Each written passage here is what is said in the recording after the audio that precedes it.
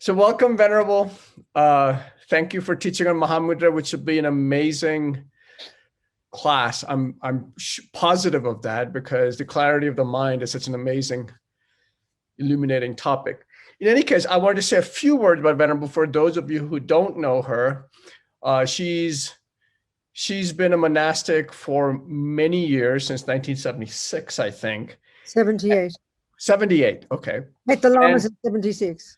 You met the Lamas in 76, and they turned her heart and mind towards Dharma and changed her life. And she's been involved in our organization since then. She's been editor of our monthly publication, at the time, monthly publication, the Mandala magazine, the Wisdom publications, our publishing arm. And then since then, helping the prisoners in prison as head of the Liberation Prison Project, started and headed the Liberation Prison Project. So in many, many ways, and she's been a traveling teacher for so many years. So finally, she has put her roots down in Santa Fe. So we're very, very happy. So, and now she's teaching for us, teaching regularly with us. So thank you, Venerable. Good, Shankar, thank you. Thank you, everybody. Happy to be here. Yeah, I know it's very surprising that I can't believe it. If you give me a list of places, I would live in Moscow, I would live in Sydney, I would live in London, but here I am in a funny little country town. There's a suburb in Melbourne. If anybody's Australian here, there's a suburb in Melbourne that's called Eltham. In the beginning, when I was a kid in the 50s, it was like this, all the artists lived there in these mud brick houses. Well, Santa Fe reminds me of that. This 1950s Melbourne suburb with mud brick houses. Even some of the people in Santa Fe don't even want proper roads. They want to make it look like the country, It's the weirdest place. But apparently it's got a world famous opera company. So it's such an oddity, Santa Fe. Anyway, here I am. Can't believe it. Doesn't mean I won't, go off somewhere tomorrow, but you never know.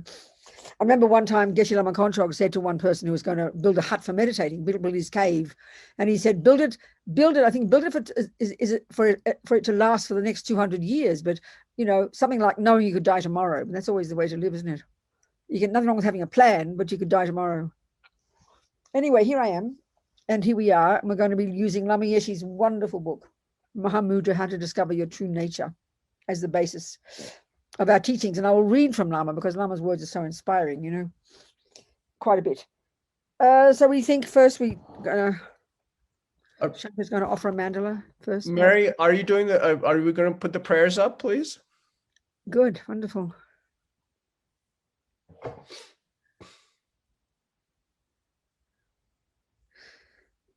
So yeah, so just so we know what we're doing, just in case we don't know what we're doing, Shankar, I think, is going to be and he's going to lead on behalf of the center and all the students this prayer, basically offering the contents of the universe to the Buddha as a request for the teachings. So, of course, if you know the Buddha's cosmological view of the universe, fine, you offer that because it's got Mount Meru in the center. But if you don't know that geography, and we've got our geography, so then you offer all the marvelous things of this world, all the objects of the senses, pile them all up, big as you can. Lamazova says the more you can visualize, the better. And then imagine offering to the Buddha as a request for the teachings. Saji Bogi Juksing Meto Dramrida Blingji Ni Degan Badi Sangye Jindu Mikte Uwar Gidroku Namada Jinla Chuparsho Jetsun Lama Dampa Kenam Ki Chukui Can say Chujinti Jita Zambe Dulje Zinma Lazabye Chuki Charpa Vabdu So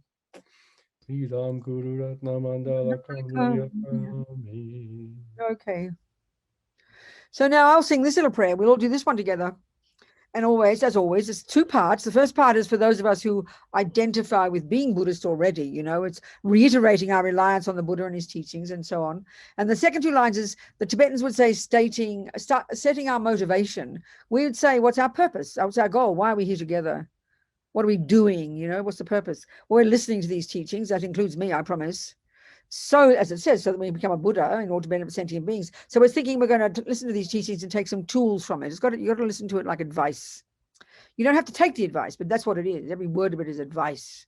To do what? Well, to develop our own amazing potential so that we can be effortlessly capable of benefiting others. That's the plan, you know. Thinking like that. So I'll say one time, I'll add some extra English words to it, one time in English, and I'll sing 2 times in Tibetan. So we're thinking we're going to, until we are enlightened, we are going to rely upon the Buddha, the Dharma, and the spiritual community. So by the positive karmic seeds that we put into our mind by listening to these teachings, may we become a Buddha to be of benefit to sentient beings. Sangye charam soke chognam la jancho baru dagni kyapsu chi dagi chernyen gi personam ki drola penche sangye drupa shog. Sangye charam soke chognam la jancho baru dagni kyapsu chi dagi chernyen gi personam ki drola penche sangye drupa shog. That's it. That was 3 times, once in English, twice in Tibetan. All right, everybody. So Lama's book. Lama taught this in Australia at a teacher centre, which is this kind of place about 2 hours north of Melbourne in the bush, near a little town called Bendigo, a city called Bendigo. And it's actually it's a little town close to Bendigo, near a little town called Eaglehawk. And it's I think 50 acres or something. I don't know. It's very flat there, very flat with sort of low growing brush, you know. And it was initially it was in this little church that was in this little pretend village. It was like it was a replica of a gold mining town. Because I think at the same time in California, you were mining gold. So were we in Australia, you know, and right around this part of the world, down in Victoria, where I'm from. Where Melbourne is. It's 2 hours north of Melbourne. So the Ian Green, who's his parents had this property, and they called it Sandhurst Town. And there was this little pretend church, or a little church, it was probably a real church. So they tarted it up, as we say in Australia, and they made it all nice and painted it and had it all beautiful. And that was where this course was. So in fact, so Lama taught Mahamudra. So Lama used the text, it's in the book, by the Panchen Lama, 17th century Gelug Lama. And Lama tells us in the teachings that it was always a secret teaching until he wrote this little text, very short little text. And in Sanskrit, this practice is called Mahamudra. So Lama tells us in the book, Maha, it means great seal.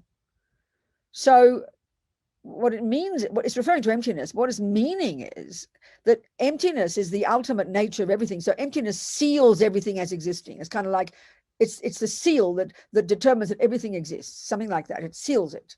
It's existent that way. It's just how it is. So it's actually the 2 modes of meditation. Doesn't seem, if you read the technicalities of it, it seems quite a simple practice, because it's as Lama says, you know, Mahamudra's no dogma, no God, no Buddha, no philosophy, no this, no that, which sounds very exciting because we think it sounds so easy. But basically, it's the 2 modes of meditation: concentration, you know, shamatha and vipassana, single-pointed concentration, calm abiding, and insight, special insight. Lama talks about it. Basically, it's a very specific technique for realizing specifically the emptiness of your mind. So everything that exists is empty, okay? Everything that exists is sealed by this emptiness, this ultimate character. Ultimately, the character of everything is that it lacks inherent existence. But this technique is a particular technique that is dealing with the mind. So as I said, Lama taught it in 1980, I think I didn't say the year, 1982, how to use this text. So a year, 80, I forget, I've got to get the book. I can't remember now, in the preface I wrote about it, but it was very soon around that time that Lama requested His Holiness the Dalai Lama to teach on this text. Lama organized what we tended to call the Dharma celebration, but Lama actually called it the Enlightened Experience celebration. And there were just two held, and this first one was in 1982. At the time, I was, where was I? I was in England at our centre at the time, Manjushri Institute, which since that time has been now the main centre for the New Kadampa tradition. I was there, and then Lama organized this 6 months of teachings and initiations from all the amazing Gelugpa Lamas at the time, a whole generation of Gelug Lamas who are no longer alive. You know, it was Ling Rinpoche, the senior tutor to His Holiness the Dalai Lama. I think Trijang Rinpoche, we didn't receive any, the junior tutor. Song Rinpoche, Serkon Rinpoche, many of these high lamas, a whole generation of our lamas. And then since then, another whole generation have come and gone, you know, so it's, yeah, what to do. His Holiness is still around, though. It's amazing.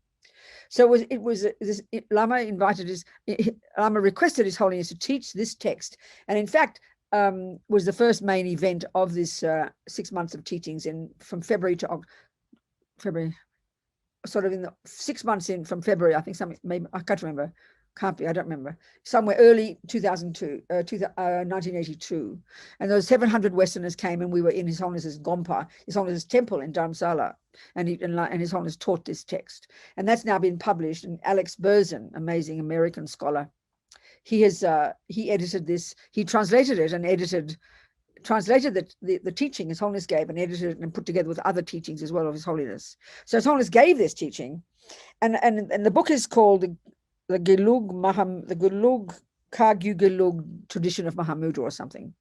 So, I mean, His Holiness's teaching was incredible because he gave this detailed analysis of all the various types of meditations that are like this in all the different traditions. It was so integrated. The Sakya approach, all the variations of Dzogchen, the variations of Mahamudra, all of them listed. It was really a marvelous teaching. But Lama Yeshe, in his marvelous style, didn't go through technicalities like that. Because he was talking to, you know, totally naive, uneducated Western students of his own who had no background. In 1982, it was maybe, you know, I mean, it was 10 years perhaps since he'd first met any Western students.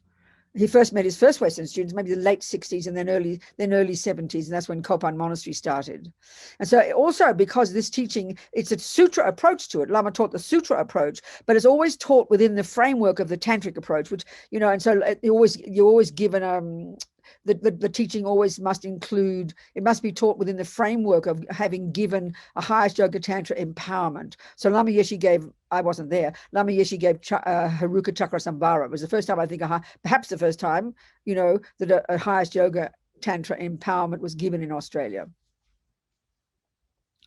I don't know it was the first time Lama gave one at all to Western students. I don't remember. It's a possibility. 1982. Anyway, it was, so in the preface I talk about this because I happened to edit this book. So in the preface, we talk about the background and everything. So Lama, because he was teaching to people like, you know, people like us who don't know anything, they had no background. Many of the students maybe were there who had been studying for 10 years, you know, and that's fantastic. And some were already meditators, but from the majority of the students were completely innocent. You know, we didn't know anything. And even now it's like that. When the Lamas teach Westerners, there's always masses of people are there who really haven't heard nothing before. It's very interesting. So Lama's amazing skill, and I talk about this, and it always moves me almost to tears when I'm editing Lama's teachings, because he had this astonishing ability to make everything sound simple. And I can't stress this enough, the difference is so astonishing. If anybody's familiar with having heard teachings in a traditional way from a traditional Tibetan Lama, they basically still talk like an 8th century, 9th century, 10th century, 14th century Tibetan. And this is not a joke. It's just, I mean, this is what's marvelous about Tibetan Buddhism, that it's been kept intact. Nobody went across those mountains. I mean, they didn't welcome many people, which it didn't sound very friendly. But the good thing about it was that the Dharma stayed incredibly intact. It didn't become degenerate, you know. So when Tibetans start, I think Tibetans, when who was it? Guru Rinpoche, amazing Guru Rinpoche, first went to India. First went from India to Tibet. He was an Indian scholar. He was the beginning, I think. At that time, they started developing the Dharma there. It was brand new, 7th century, 8th century, 9th century, whatever.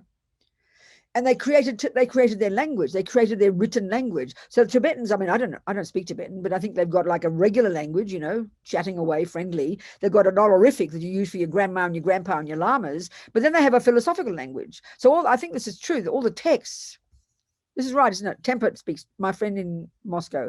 So the philosophical language is exactly as it was in the 8th century. So when you read it, you are reading 8th century language. It's like reading Shakespeare, you know, but that's still the language in which all the Dhammas taught. So even now, is that true, Temper, when all the Lamas taught, even Lama Yeshe, I mean, he couldn't have taught like that, could he? He'd have to have used colloquial language, wouldn't he have done?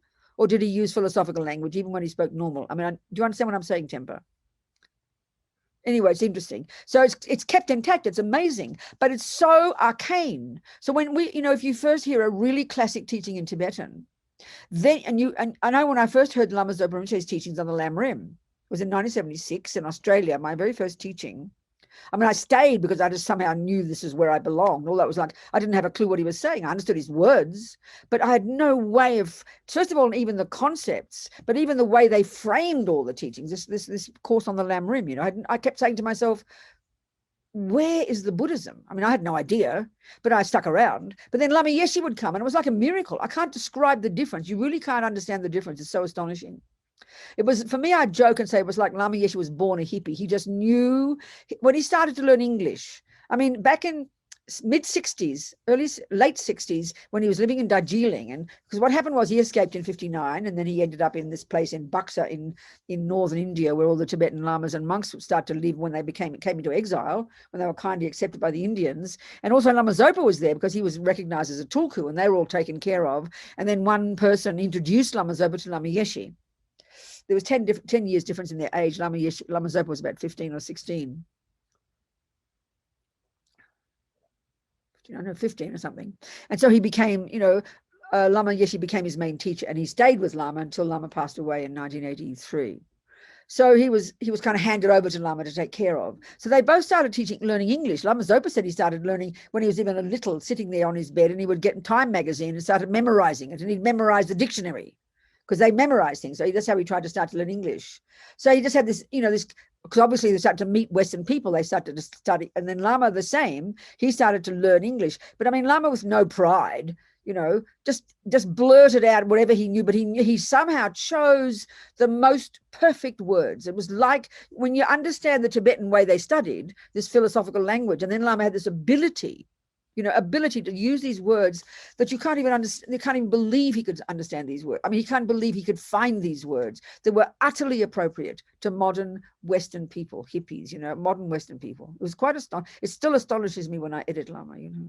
His grammar was a joke. There was no grammar. There was no, you know, past, present, future, whatever. Just the words were incredible. I remember in 1967 when an American fellow called Gene Smith, who's passed away now, he was a Sakya and a scholar. And in fact, it's so interesting. He had Tibetan lamas in the 60s in America, and he studied Tibetan. And then he went to India and he lived there for 40 years. And he was funded, he was paid, he worked for the Library of Congress to collect Tibetan texts. So when I saw him in Boston years later, when he was working for Wisdom for a while, he had 3-story house, and every room there's a Nyingma room, a Kagyu room, a Tantra room, a this room, or that room. It's full of all these texts. And then he was kind of funded by an American, some New York company, New York museum or something. I can't think of their name. But he was a friend of Zena, Lama Yeshe and Lamazova's first student in the mid-60s. And he told me when he met Lama in this mid-60s, just beginning to learn English, he said he could not believe the skill of Lama's words, his choice of words. And of course, he had the power of speech. This is the thing that we don't think about in our culture. You know, we think of speech as blurred, say and do what you like. You know, I'm allowed to say what I like, we say. But I mean, the Buddhists talk about, the Tibetans especially talk about the power of speech. Unbelievable. If you've got the power of speech, whatever you say benefits others. And Lama, no question, had the power of speech. You know, it was incredible, incredible. So he talked in a down-to-earth way, trying to talk to us where we were. But the key thing that he saw in, you know, in modern people's minds was this terrible despair and hopelessness we have, and this conviction that we're completely garbage, this utter belief in our own, you know, intrinsic badness, basically. In other words, dissatisfaction. As Lamazova says, dissatisfaction which is the deepest energetic level of attachment, which we're born with from having practiced attachment in countless past lives and living, especially in this desire realm that we live in. Dissatisfaction is our most primordial suffering. And dissatisfaction is the energy of attachment. Whatever you have is not enough. Whatever you do is not enough. Whatever you achieve is not enough. Or whoever you are, when it's really deep inside, whatever I am, it's not enough. And so it turns into what we call self-loathing. It's dissatisfaction. It's a function of a bottomless pit of attachment, you know. And so this is our worst pain. And Lama could see this from the very beginning. So he always was always trying to lift us up, always trying to lift us up, give us confidence. And that's what I felt when I heard Lamazova teaching the Lam Rim first. Very objective, very technical, wasn't experiential. Well, it was. I mean, Lamazova always talks experientially. But Lama would come along and just give a half an hour talk in the evening, and I would just sigh with relief. I think, frankly, if I'd only met Lamazova first, I'm not sure if I would have stayed. I'm just not sure. Lama would just grab me, you know, grab my heart. The second he spoke, a few words he would say, a few words, you know, and you would feel relieved. You think, thank God it's possible.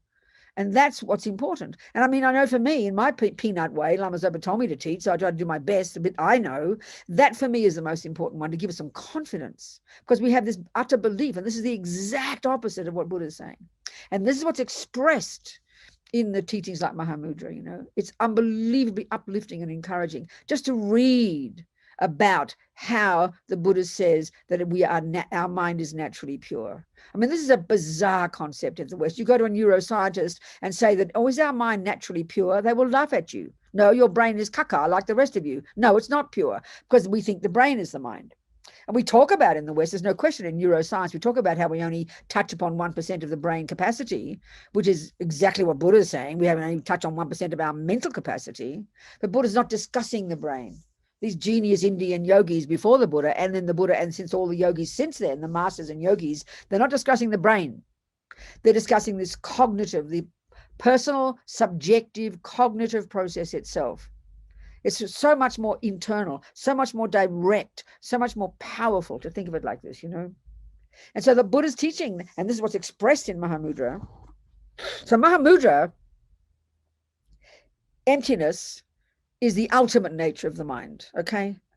The ultimate nature. Finally, the mind is empty, like everything else. So finally, ultimately means finally, everything that exists, the Buddha says, lacks intrinsic existence. Everything that exists lacks intrinsic existence. Another way of saying that is emptiness of inherent nature. But the conventional nature of the mind, well, even simply speaking, the conventional nature of the mind, you could say, is the conventional nature of the mind is they talk about as the clarity of the mind. So clarity is a bit odd sounding because we think it means kind of you think very clearly. But clarity of the mind, that's the conventional definition, part of the definition of what the mind is. In order to understand anything, when you study the Buddhist philosophical view, you have to first establish what exists before you begin to understand it. We have to establish things conventionally. So what is the mind? Well, there's usually often when you give a definition of something, you give the first part of the definition tells you its conventional characteristics. So, you know, what's a thermos, mummy? Well, darling, it's a flat bottom metal container. That tells you a lot already. Look, you can see, but this is the crucial part. But mummy, what does it do? What's its meaning? What's its function? What is it in its kind of bones? This is a huge point to understand when it comes to understanding emptiness. We'll go into this. We'll discuss it. So it keeps my tea warm.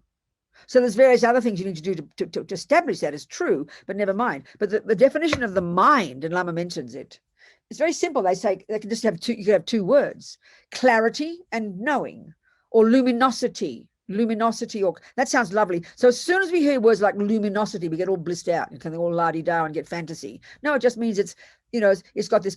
It's not physical. Clarity means it's not physical. In this case, it's not physical. Yeah, lots of things are not physical, like space. But so what is the function of mind? And this is the point. The function of mind, the job of mind, the very meaning of mind. What is the mind? What is the mind in its bones? What does the mind do? What's its function? This is hugely important to understand when we understand emptiness. It cognizes. So the verb to cognize, the verb to be aware, the verb to know, these are synonymous. This is what the mind does. So the obvious question is, well, cognize what, Buddha? Well, guess what, honey? That which exists. That which exists. I mean, Lama doesn't go much about it in the book here, but I think it's so important to talk about this. So that's the job of your mind, to cognize something. And the fact is, you know, when you study Buddhist philosophy, you study you study first as like this big map of the world, you know, this world view. And the first thing you learn, almost the first, is the different terms for that which exists. Phenomenon, object of knowledge, established base, existent, phenomenon. These are all synonymous. They've all got different definitions. And what's so delicious is that the definition of existent, and they're all variations, the definition of an existent is that which, the definition of existent is that which can be cognized by mind. So this is so delicious, it's so incredible, that it's axiomatic in Buddhism, that that which exists is that which can be cognized by mind. So mind for the Buddha is absolutely central. I'm not sure in neuroscience, brain, yeah, but I'm not sure in the worldview, this is not sort of integrated into all the different views of reality. For Buddha, absolutely it is. So this is an interesting point, because Buddhism, we can say for sure, is a system of good ethics. But Buddha's view of ethics is really specific. And we'll talk about this, even though it's not directly related to Mahamudra, but still it's important. Excuse me. Forever sniffing. Just a second, please. If somebody has any magic to stop you, unblock your nose. In Santa Fe, which is famous for, what is it? What's famous for what? What do they call it? What are the allergies, apparently. Someone tells me that, and I'm certainly experiencing it. So if anybody has any magic, I'll pay you $10,000, I promise.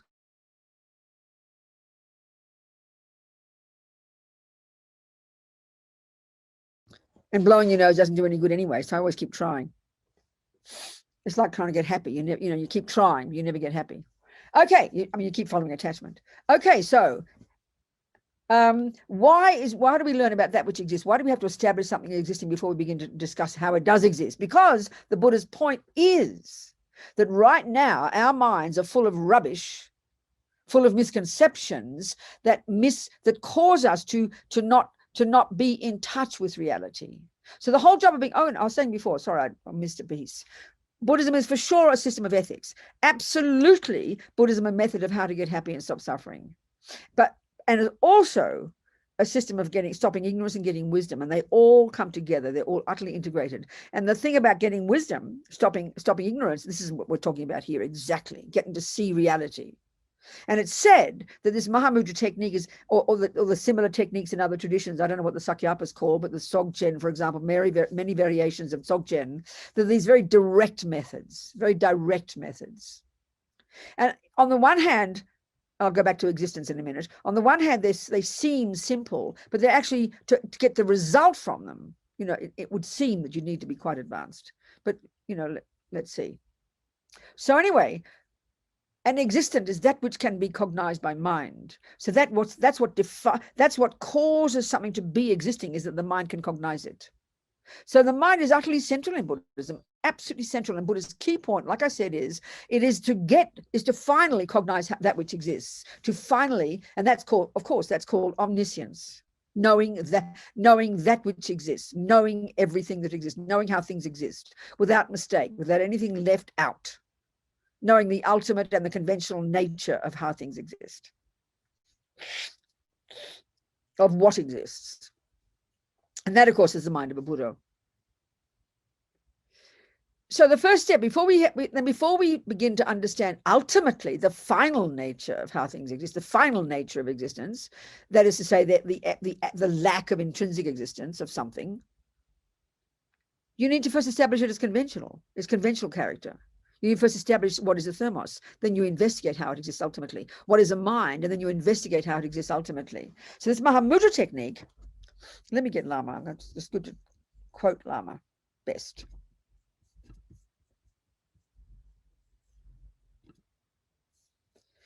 And Lama said when he gives his teachings, he should give all the preliminaries and things, and I'm not doing that. But I think you just have to sort of just think I'm like a commentator I'm giving you Lama's words here. Don't sort of think this is this.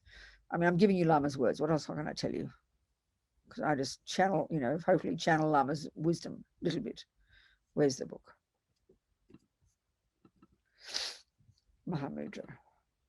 Mahamudra current editing. What is that, the one? No. We'll read a bit of Panchen Lama's text as well. Maybe we should read just give you the oral transmission of the text. That might be a good idea. Just get some blessing. Get some blessing. Let's get some blessing, okay, from Panchen Lama, and I'll read you the root text. This is translated by, I asked Vula Zapani, a friend of mine, she's based in Australia. She was one of the main translators for Kirti Sanchan Rinpoche before he passed away. So let me just give the final one. I hope this is the final one. I'll just read it to you. Let's get a blessing.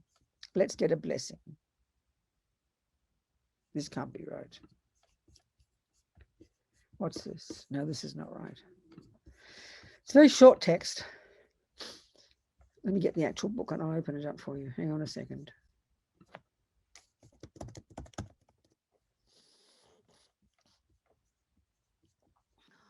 Goodness me, where is it? Now I've got to get my iPad. Hang on.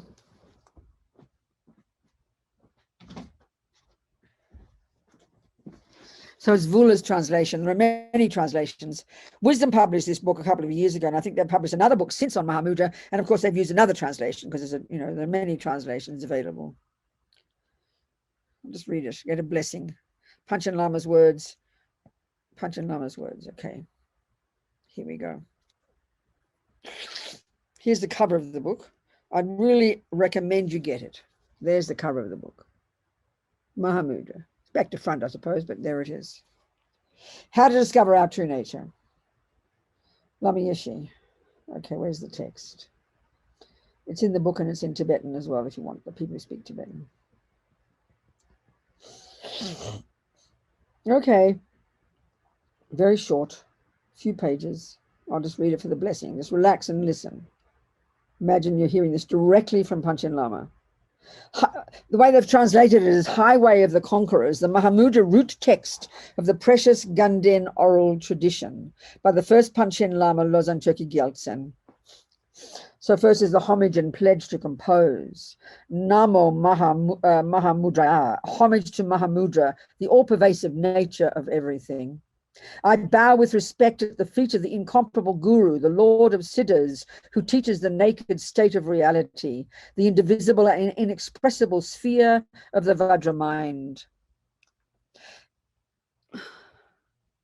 Having condensed the essence of the ocean of sutric and tantric advice, I will write down the instructions of the Ganden oral tradition of Mahamudra, of the Supreme Siddha, Dhammavajra, and his followers, who give sound instruction. This has three parts: preparation, actual practice, and conclusion. 1. Preparation. First, earnestly go for refuge and generate bodhicitta. Since these are the gateway and the central pillar of the teachings, and especially the Mahayana, this should not be mere words. Because seeing the reality of mind depends on amassing the collections and purifying negativity, first recite the 100-syllable mantra at least 100,000 times, and do as many hundreds of prostrations as you can while reciting the confession of downfalls. From your heart, make repeated requests to your root guru, who is indivisible from all the Buddhas of the 3 times. 2. Actual practice. There are many ways to explain Mahamudra, but they fall into 2 categories: Sutra and Tantra Mahamudra. Tantric Mahamudra is the Mahamudra of Saraha, Nagarjuna, Naropa, and Maitripa. In it, the clear light of great bliss is produced from skillful means, such as penetrating the vital points of the Vajra body itself. It is the quintessence of highest Yoga Tantra, taught in the corpus of essential works of the Mahasiddhas. Sutra Mahamudra is the way to meditate on emptiness, taught explicitly in the extensive, intermediate, and condensed Perfection of Wisdom Sutras. The Supreme Arya, Nagarjuna, has stated that there is no path to liberation other than this. Here I will give a commentary according to his intention and show how to introduce the nature of mind in accordance with the statements of the lineage gurus. So technique according to the sutras.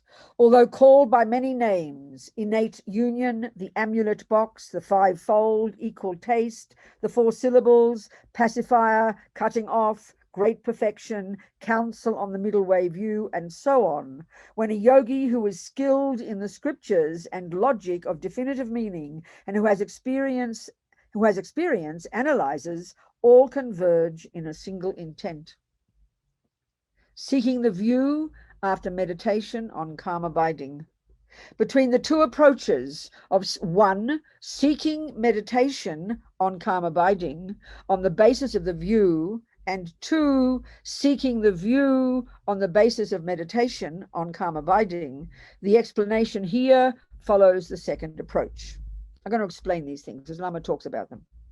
Next, sitting, 9-round breathing, refuge, and bodhicitta. On a seat suitable for absorption, adopting the 7 crucial elements of physical posture, cleanse the channels with the 9-round breathing.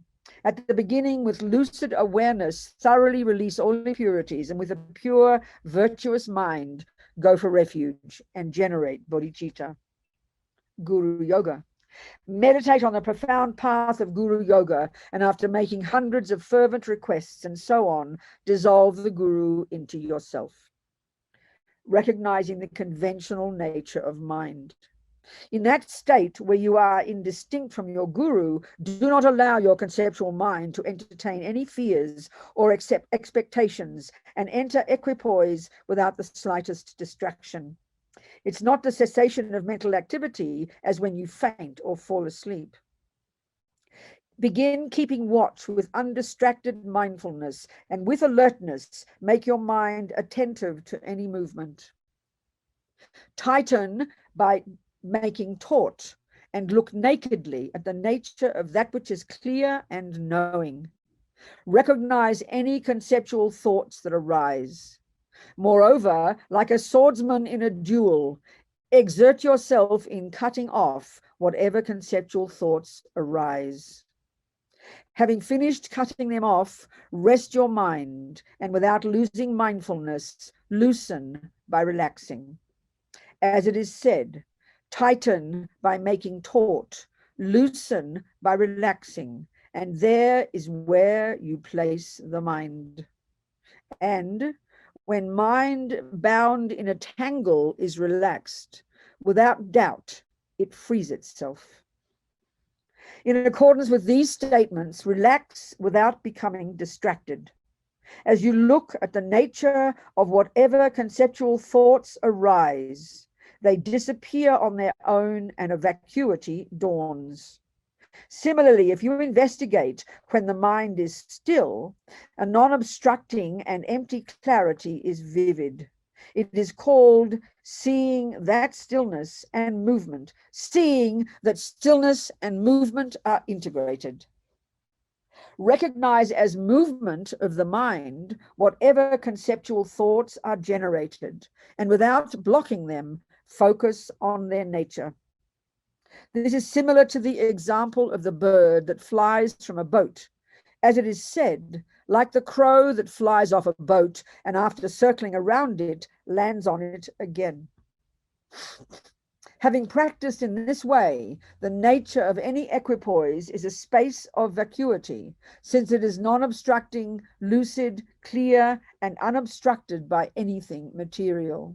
It is also vivid, since anything can appear. This reality of the mind is indeed perceived directly with insight, but it can't be indicated, grasped at, or named as this. These days, most of the great meditators of the land of snows agree that placing the mind in a relaxed manner on whatever dawns without grasping is renowned as instruction kindling Buddhahood. I, Turkey Gyaltsen, say that for beginners, this is an amazingly skillful method establishing stillness of the mind and a way to introduce the conventional mind. Recognizing the ultimate reality of the mind. As for the way to introduce the reality of the mind, I will record the oral instruction of my root guru.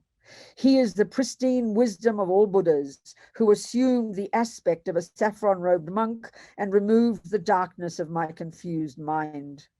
From within that very state of earlier equipoise, investigate intelligently with subtle awareness the essence of the individual who is meditating, just like a small fish that moves in lucid waters without causing any disturbance. Arya Nagarjuna himself stated that the individual is not earth, is not water, is not fire, is not wind, is not space, is not awareness, it is not all of these. Yet what individual is there other than these? Just as the individual is not real because it is composed of the 6 elements, likewise the elements themselves are not real because they are themselves composite. When having investigated according to his statement, you find not even an atom of the equipoise, and the practitioner who enters equipoise sustain a space-like equipoise, single-pointedly and without distraction. Moreover, from within the state of equipoise, various objects appear and proliferate in this non-obstructing vacuity that is not established as material form. Recognize this non-obstructing continuum, the mind that engages continuously, as clear and knowing. The conceiving mind appears to not rely on anything else, and as for the objects it apprehends, Protector Shantideva has stated, what is called a continuum or a collection is false, in the same way as a mala, an enemy, an army, and so on. Relying on scripture and logic, enter single-pointed equipoise in the state where things do not exist in the way they appear. In brief, as my spiritual teacher, Sangye Yeshe, who understood everything in accordance with reality, said, when you fully understand that whatever dawns in your mind is apprehended conceptually, the sphere of ultimate reality will dawn without your needing to rely on anything else. Once you place your mind in the knowledge of the dawning, dwell on it in single-pointed equipoise. How amazing.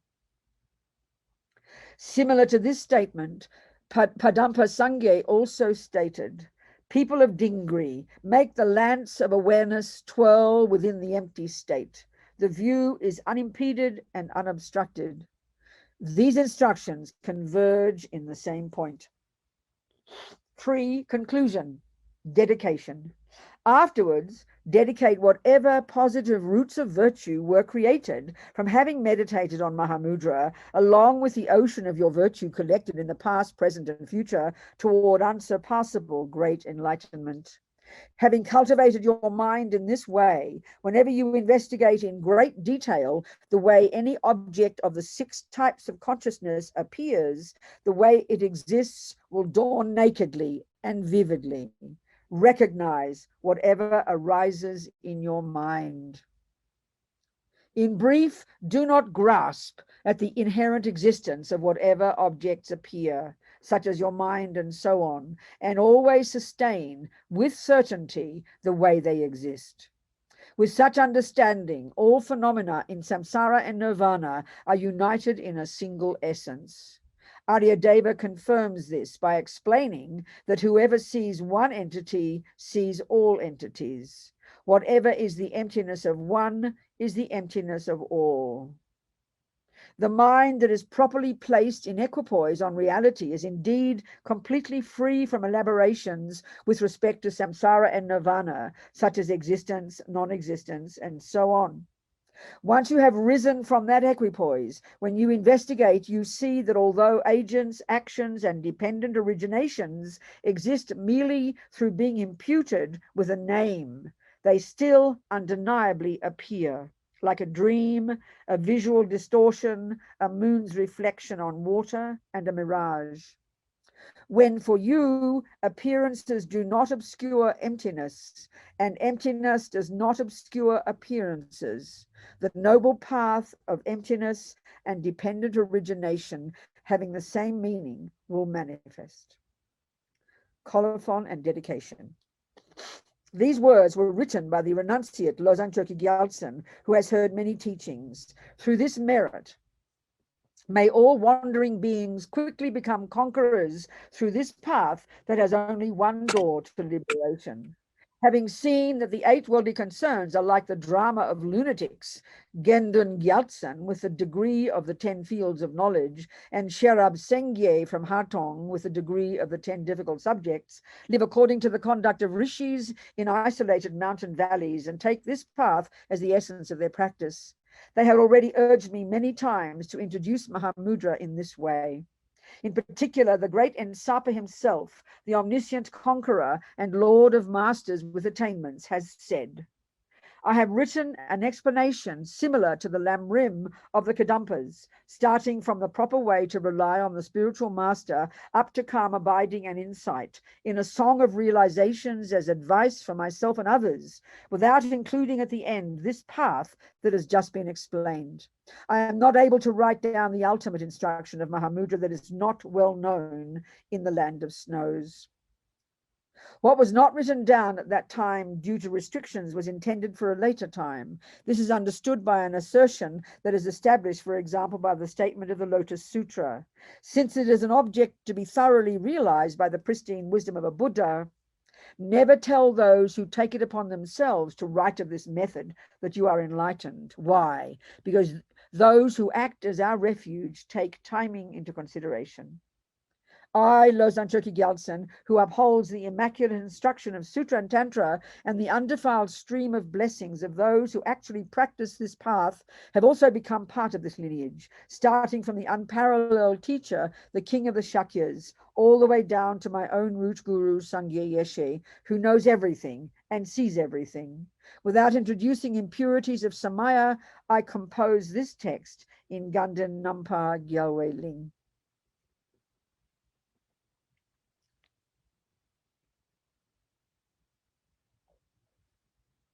Okay.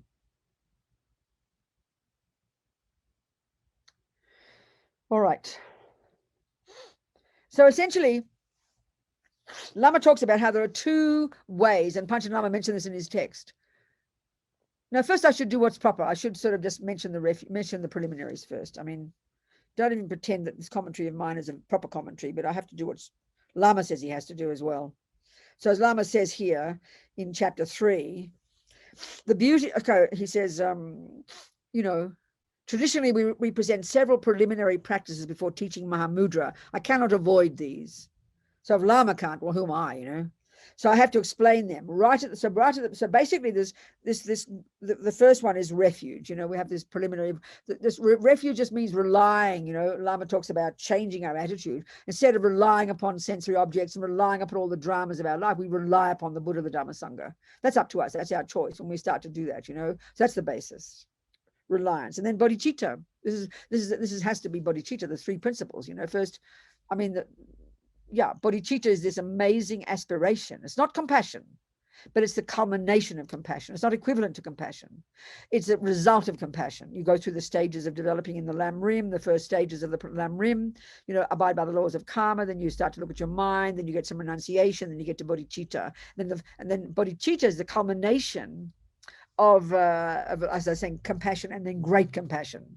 This unique characteristic of the bodhisattva path. Not just compassion, which is, oh my goodness, look at that suffering, but the great compassion, the unique one of the bodhisattvas, is what can I do to fix it? This brave attitude of the bodhisattvas, you know, to never give up benefiting others. So that leads to then finally bodhicitta, this amazing, this kind of paradigm shift in the mind when there's no longer the thought of I. One of the criteria of the success of having accomplished bodhicitta, there's no longer the ordinary thought of I. You become such a marvelous person already that only others are your concern. You know, you never ask for a thing for yourself. It just that normal sense of I does not arise. There's only others. So there's 2 main parts of bodhicitta. One is whoever's in front of you, your job is to benefit them. It's like your job description. There's no choice. And then 2, the long term. You're going to never give up, life after life, perfecting yourself one step at a time, becoming a Buddha, because you're driven by this powerful, as Lamazova says, unbearable compassion for the suffering of sentient beings. Because if I don't do it, who will? That's bodhicitta. You know. When you read the qualities, listen to Lamazova talk about the qualities of bodhicitta. It's like mind-boggling. You can't imagine it, you know. So at least we have a semblance of it. And then the next preliminary is that we need to get rid of all the negativity. So we practice Vajrasattva, this marvelous practice we all know about. And from Lama Yeshe, from the very beginning, when he started teaching in Courtin, Lamazova would give the Lamrim course, and then Lama would give an empowerment to do a Vajrasattva. And then the people would traipse off to Dharamsala, to Lama's second center, which is with Tushita and Dharamsala since the early 70s. They go off and do a 3-month Vajrasattva retreat. That was one of our major preliminaries, you know. In different traditions, there are different preliminary practices. But let's just briefly explain what a preliminary practice is. If you look at Tibetan Buddhism, we get very confused, I think. It seems so complex and so many practices. Where do I begin is the commonest thing, you know. But the simplest thing to think about, the essence of all of the path to Buddhahood is actually expressed in Mahamudra. It's understanding, it's changing your mind, getting rid of the delusions and growing the goodness. This is indicated by the word Buddha itself. The etymology of the word Buddha is so tasty. It tells us exactly the job to be done. The Tibetan equivalent as well, sangye. The first syllable implies the absolute, utter eradication from our mind of all delusions. This is what Buddha's found, this remarkable psychological finding unique to the Buddha. The delusions are not at the core of our being, can be removed. The second syllable is da, sangye, which is the development to perfection of all the goodness, all the virtues, all the wisdom. They are what we really are. This tells us the methodology. If that's the end result, then the actual job of being a Buddhist, the actual essential heart job, the real job of being a Buddhist is lessening delusions and growing the goodness, and until eventually you've perfected that. That's it. So everything else that we do, you could say is a preliminary practice, really. You could say that. So, you know, let's say you want to go play tennis and you go to Mr. Federer, Mr. Roger Federer, please, Mr. Federer, show me how to play tennis. And he looks at you and you're 20 pounds overweight and you may be a bit old or whatever. He might just say, well, lose 20 years. You can't do that. You'll go off and say, go off for 6 months or 1 year and study this and study that and go jogging and go on a diet and learn this and learn nutrition and develop your muscles and go to the gym. And you'll say, no, Mr. Federer, you didn't hear me. Can you please show me how to play tennis? And he will repeat his answer. That's the preliminary practices. Your mind is not, your body is not, your mind are not ready to play tennis. You've got to do the preliminaries first. Well, that's what nondro means. That's what preliminaries mean. We don't get that. You see, it sounds easy to change your mind. It sounds simple. Oh, I can change my mind. I can do that. Oh, I can lessen anger and grow goodness. Yeah, that's the job. But it's so astonishingly difficult because we're so utterly programmed with delusions. And wrong assumptions, wrong views, Buddha says. So we've got to prime our body, prime our mind to be ready. So we've got to put atomic bombs under our delusions by doing purification practices. We've got to grow bucket loads of virtuous actions, virtuous karma, so that we're ready to even begin to even identify what anger is so we can remove it, you know. That's what preliminaries means.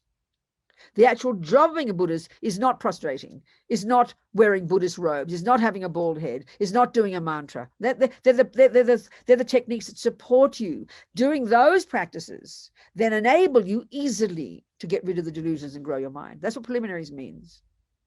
So in some traditions, you know, you do like four, you go off and do several years retreat or whatever. You can do them individually, but often in the Gelugpas, they talk about 9. But here Lama just talks about some, you know.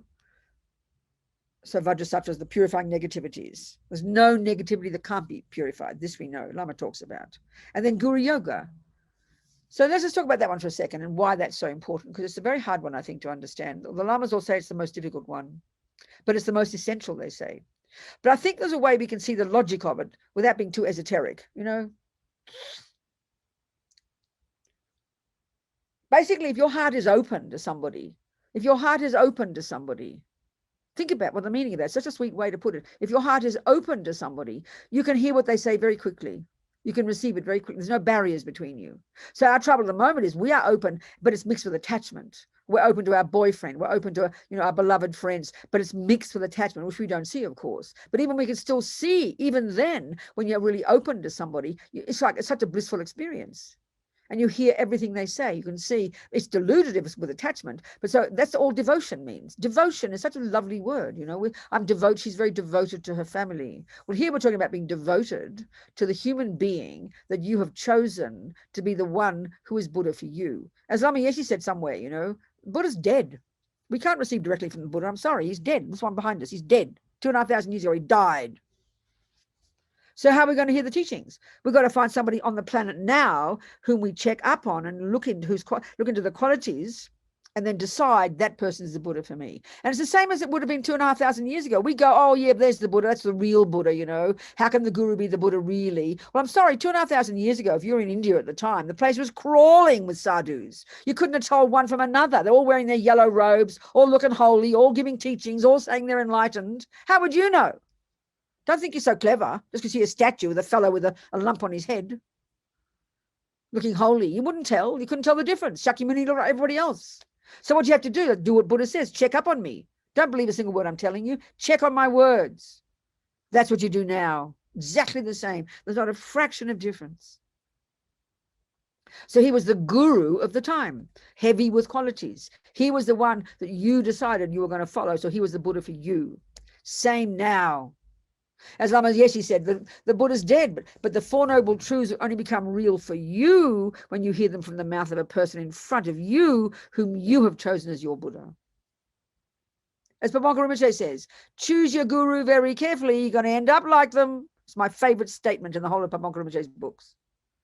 Choose your guru very carefully, you're going to end up like them. So you do your due diligence, you do your market research, you really check, not based on attachment, not based on, oh, wow, he's so charismatic, he has to be a Buddha. And then you hear he jumps on girls and you want to sue him. Well, you know, don't blame him. He's always been the same. Blame yourself for not checking. We're such babies, you know.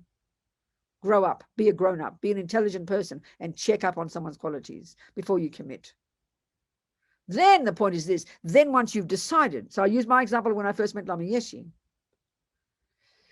I didn't want a guru. I thought the most disgusting word I'd ever heard. I'd been a radical lesbian separatist feminist and a communist and all this political activity. The idea of a guru back in the mid-70s was, for me, a disgusting idea. I cannot even describe the horror of hearing about a guru. But I went to see these lamas. I couldn't help myself. I couldn't help but like Lama Yeshe. He had me by the scruff of my neck. I had no choice in a sense. But I checked on him. I checked on his students. I didn't know you're supposed to do this. But I checked on his students. I looked at their behavior. I checked his words. I mean, Lamazova, he was the best student. You couldn't wish for anything more impeccable than Lamazova, and he was the boss student. So it gives you confidence. If you look at the student, they're the product, aren't they? They're the proof of the pudding. So that means Lama Yeshe must be pretty, you know. He didn't look like some fancy Lama. He dressed very roughly, was very down to earth. He looked like a 15-year-old boy, you know.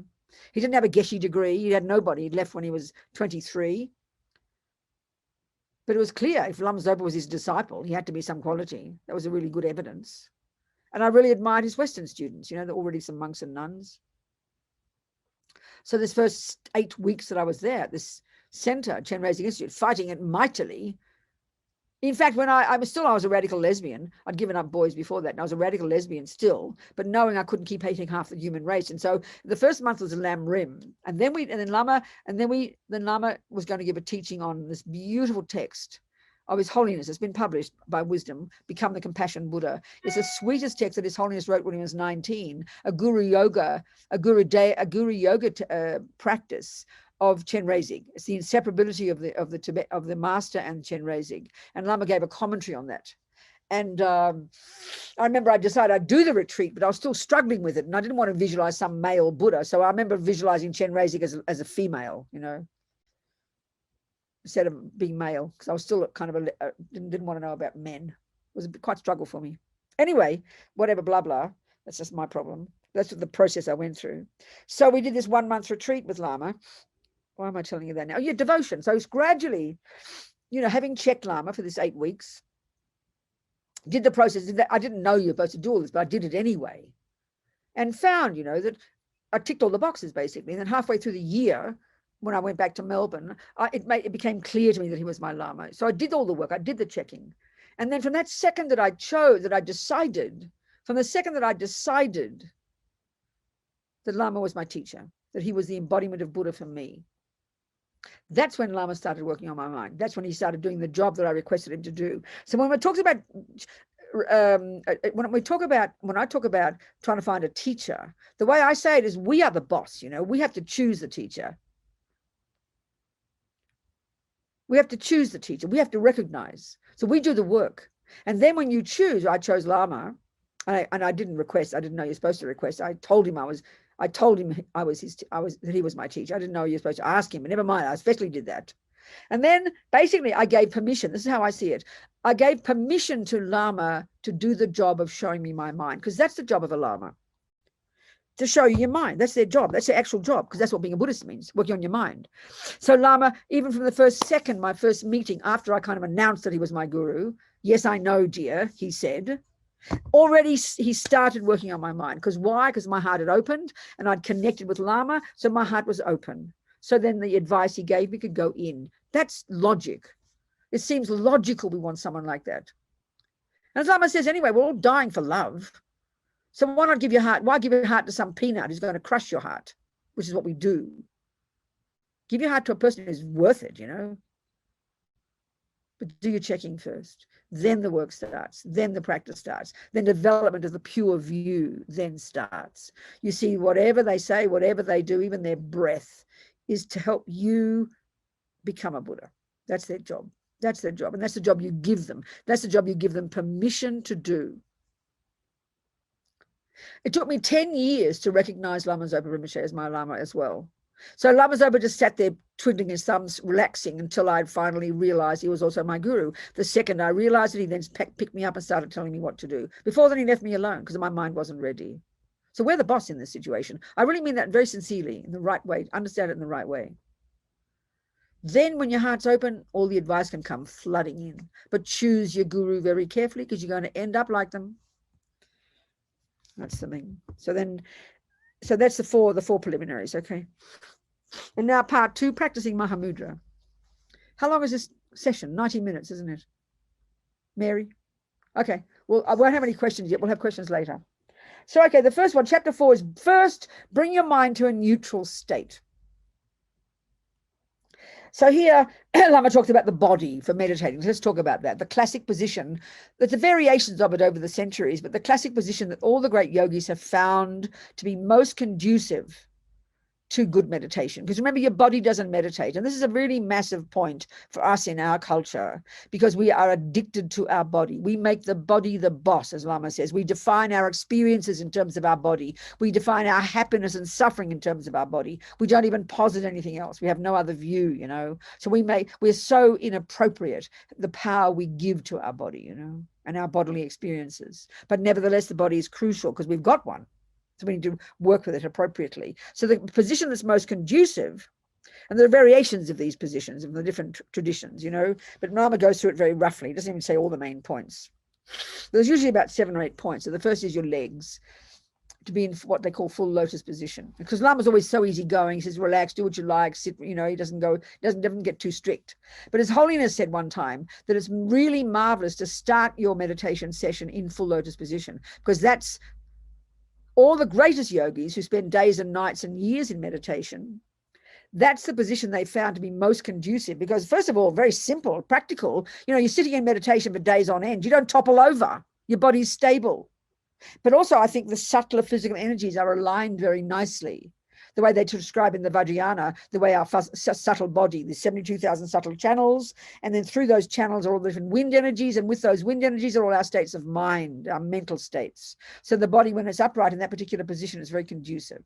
His Holiness says it's really marvelous to start your session, even for like a second or a half a minute, for auspiciousness of being able to sit in that position in the future.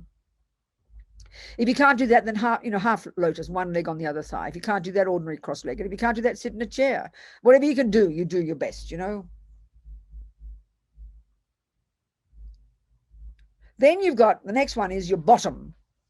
So if your body's that flexible and you can sit in full lotus, all you need is something just under the coccyx to prop up your body, you know. But those, we have to work out what's most comfortable for how we put our bottom, what cushion we have.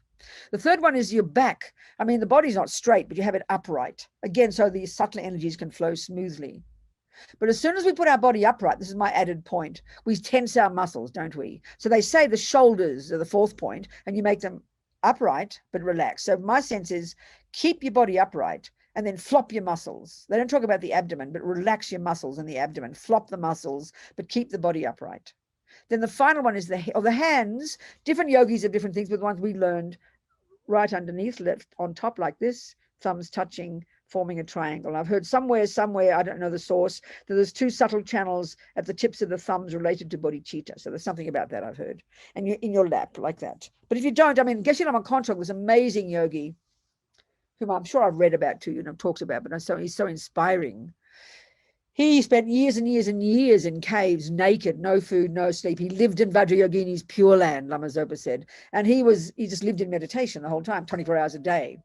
But his hands, when one person first reported meeting him in his cave, his hands were upwards and his thumbs were in his palms, like this, on his lap, like this, So different yogis find their own position. And the head is the main one, not all, or one of them. The head slightly tilted forward, not thrust back, makes your mind agitated. Your head slightly tilted forward, chin tucked in a little bit, lips apart, jaw relaxed. Tip of the tongue between the top teeth. This is practical. The yogis have found this prevents you from dribbling. So practical. And from having to swallow the spit all the time. The tip of the tongue behind the top teeth, just near the palate. And then your eyes, again, the yogis, the greatest ones, often have their eyes open. Because if they're in deep meditation, they don't get distracted by the external objects because they can't cognize them, but the light comes in. If they're meditating in the day, it keeps their mind sharp and alert. Otherwise, eyes likely closed, but in either case, your eyes looking down as if you're looking along your nose towards the ground. That's about 7 or 8 points. That's sitting. But Lama talks about, so he quotes Panchen Lama, on a seat suitable for absorption, which means concentration, adopting the 7 crucial points of physical posture, and then cleanse the channels with the 9-round breathing. Why don't we do this? We'll just do it. It's a lovely little technique. Often the Tibetans do this before they, it's a preliminary practice they do. There's different ways of doing it. I'll just quote Lama. So, you sit in so now you tip of your tongue, okay, blah, blah, blah, right? Now 9-round breathing. The mind needs to, in order to comprehend universal reality, Lama says, the mind needs to be in a neutral state. So now, okay, keep it very simple. Just close your eyes. It's easier to close your eyes. And we're going to do 3 lots of 3 breaths, 3 lots of 3 things, the 9 rounds altogether. So I'll just tell it first, then we'll just do it. As Lama says, the first 3, there's a way to do it where you can put your fingers on your nostrils. Well, don't worry about that one. Keep it simple. We won't worry about that. But you can do that. You can put your finger on here, and your first block, Lama says, holding your left nostril closed with the back of your right index finger. You can do this. Let's try it. Why not? Breathe in slowly through your right nostril. Of course, our nose is always blocked if you're in Santa Fe, so you do your best and choke. Breathe in slowly through your right nostril. And then you block your right nostril with the front of the same finger, and you exhale through the left. So you can do it with your finger, but you don't have to do that. But why not try it? So then and Lama says, think that you're breathing out all your impure desire energy, all the attachment, in other words. So you hold your left nostril closed with you breathe in slowly through your right nostril, okay? Then you breathe out through your left, and you're breathing out all the attachment energy. You think of all the we'll do it in a minute. You think of all your dissatisfaction, you're always wanting more, never satisfied, emotional hunger, manipulating to control freak, exaggerating the deliciousness, possessing, all of that is attachment energy. You breathe out all of this, you imagine like yucky smoke, thinking you're just so happy it's completely leaving you, not one atom left. And you do that 3 times. You don't have to use your finger. Then the next 3, you do the opposite. Same thing, I suppose the same hand. Left, and now you do the other one. Breathe out, breathe in through the left, and then you breathe everything out through your right, and it's all your aversion, anger, irritation, annoyance, frustration, despair, depression, this whole spectrum of aversion energy, okay? You breathe all that out. And you're imagining, you're wanting it, it's your mind doing it. I mean, you're doing that physically, and then at some point that does have an effect, but it's your mind doing it. Don't forget, that's your mind doing it. And then you do 3. You don't hold anything. You do 3, and this is ignorance, indifference, uncaring, all of that energy, the 3 poisons. So just do this so 3, hold breathing in through the right, and out through the left. Or just visualize it if you like. Breathing in through the right and out through the left. When you breathe out all the attachment energy. Then the next three, breathing in through the left, out through the right, all the anger energy. And then both ignorance energy. But then adding to that, when you breathe in, you now visualize, if you like, all the blissful energy of the universe coming in through the in nostril and then driving out all the yucky stuff from the, and then driving it out through the other one. So you kind of light coming in and driving out through you and out through the left, each one. Are we following here what I'm saying? Go, just do it for a few minutes at your own pace, okay? And if you forget, start again. We'll give 5 minutes. Out, attachment out through the left, anger out through the right, ignorance out through both.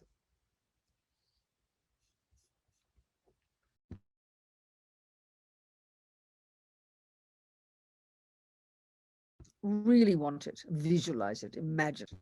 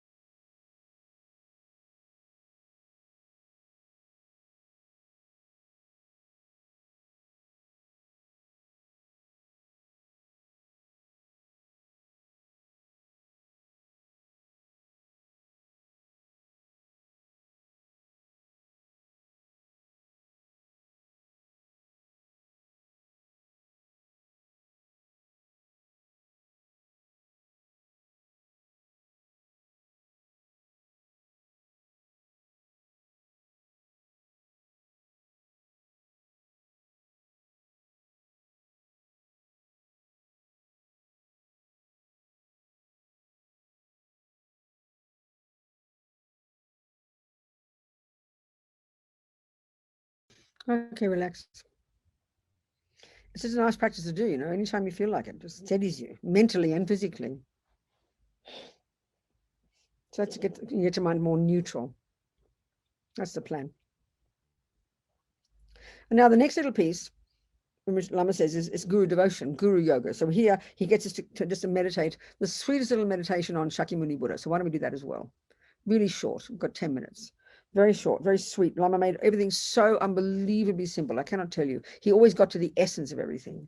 So the point is, of course, when you get the essence of it, first you get encouraged, and then you can start doing the more complicated. But the traditional way the Lamas teach, they teach they teach the best way first, and you just have to do your best. But we all panic. If we can't do it, we have a panic attack. So he always made it simple for us, but not in a simplistic way. He got the essence of it, so you could really touch your heart. So just visualize, now with your steady mind, you visualize Shakyamuni Buddha in front of you, So as he says, he's quoting Panchen Lama, you meditate on the profound path of Guru Yoga. So he got us to visualize Shakyamuni Buddha as oneness with your Guru, remember. So you visualize in the sky, just think, do your best.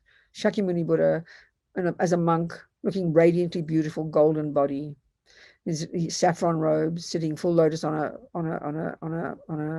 lotus, and on the lotus there's a throne, which is what you put the teacher on.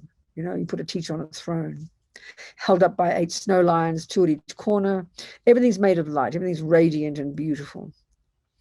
So of course, whatever face you want to put on Shakyamuni, based on the pictures, the statues, but it's your Lama's mind. Basically, your Lama's mind manifesting as Shakyamuni Buddha. Shakyamuni Buddha as your Lama, Lama as Shakyamuni Buddha. Same thing, same mind. You see, there's one Dharmakaya. Lamazova says, Lama Yeshe says both. They both said, it's like the Christians, there's one God. Same, there's one Dharmakaya. How can there be more than one consciousness that pervades the universe, that knows everything and sees everything? It's not as if we all become we don't sort of merge into a cosmic consciousness, but when you become the Buddha and I become the Buddha, we become the same Buddha as Shakyamuni, the same Buddha as our Guru. So there's one Dharmakaya, but billions of different forms of the Buddha that manifest to benefit sentient beings,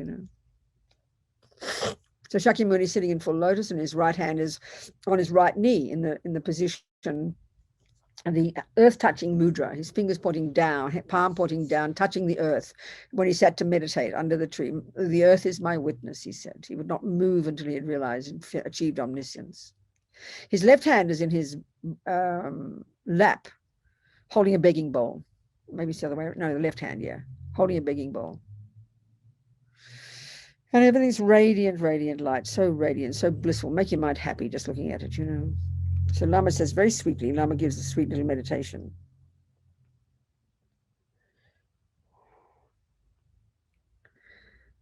So now visualize at the center of your chest, where your heart chakra is, a yellow flame. Lama just makes up these wonderful things. A yellow flame surrounded by the letters of the mantra. Tayata, we're going to say the mantra, Tayata Om Muni Muni Mahamudras Teachings. Just pretend you know them. And they're vibrating with reddish yellow electric energy. These letters around this little flame at your heart. And light radiates out from these letters, automatically purifying all your negative concepts while you recite the mantra a few times. So we'll just say the mantra a few times as you visualize this, purifying everything. Tayata Muni Muni Mahamudras Svaha. Oh.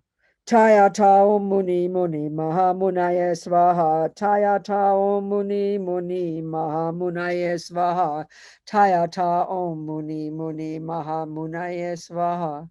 Tayata Muni Muni Mahamudras Svaha. Tayata Muni Muni Mahamudras Svaha. Tayata Muni Muni Mahamudras Svaha.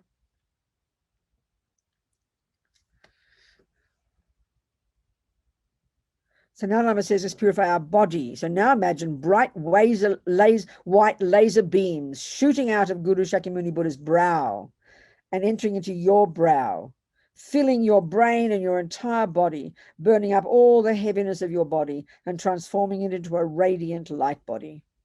Imagine that. Tayata Muni Muni Mahamudras Svaha. Tayata Muni Muni Mahamudras Svaha. Tayata Muni Muni Mahamudras Svaha. Totally full of this blissful white laser light. All your body purified.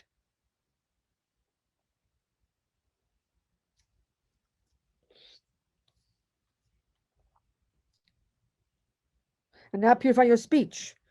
Next, Guru Shakyamuni Buddha sends from his throat chakra radiant red laser beams, which shoot into your throat chakra, burning up all your nonsense speech, the lies you tell, the harsh speech, and all the nonsense, all the blah, blah, blah. Throughout our life, our speech is always endless and almost always endless nonsense. All this is burned up, and your throat chakra fills up with the blissful, radiant red light energy. Tayatao Muni Muni Mahamudras Svaha. Tayatao Muni Muni Mahamudras Svaha.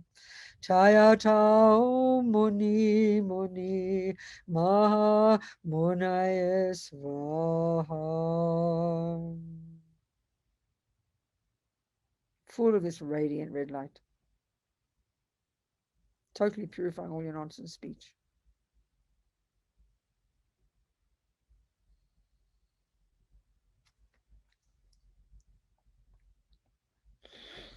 And now your mind.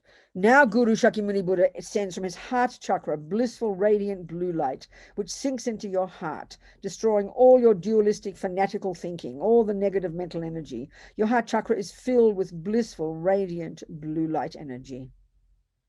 Tayatao Muni Muni Mahamudras Svaha.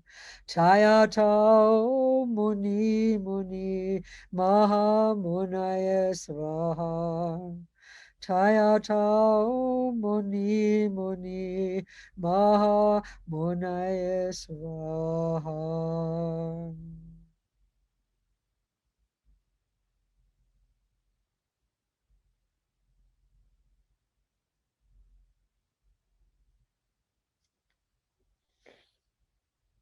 And now finally, imagine that Guru Shakyamuni Buddha becomes small. He comes to sit above your crown, facing the same way as you. Imagine this. And then he sinks into your central channel and down to your heart chakra. As the Panchen Lama says, after making hundreds of fervent requests and so on, dissolve the Guru into yourself. Imagine that the Guru Buddha's consciousness and your consciousness unify, becoming one. Contemplate this experience. Let go. Let go.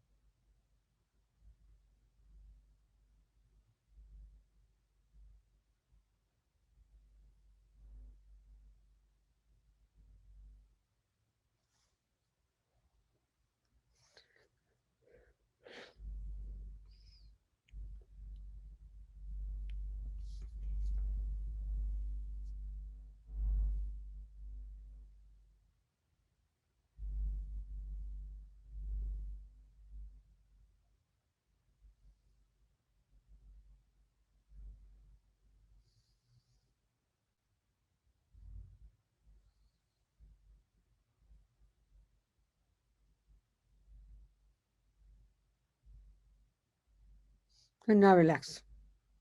Can we have a break? No questions now. Maybe think of some questions. We'll have that when we come back. So just hopefully receiving the blessings from the Panchen Lama and Lama Yeshe, okay? Thank you, sweethearts. Dedicate. Even this, all right, just, we might drop dead any minute, so we dedicate all the virtue we've created just now, these seeds we planted, listening to these words, all these blessings we received from Panchen Lama and Lama Yeshe. May they become, the resources for us to become a Buddha ourselves, just like these holy beings, so we can be a benefit to others. Jangchub Semchog Rinpoche, Ma Kye Panam Kye Gyuchi, Kye Panyampa, Me Payan, Gong Ne Gong Du Pabashog. And may we never develop, even for a moment, wrong views towards the deeds of our most precious gurus. With faith and respect gained from seeing their goodness, may their full inspiration flow into our hearts. That's it. When your heart is open, the blessings come. It's so easy. See you in a couple of hours.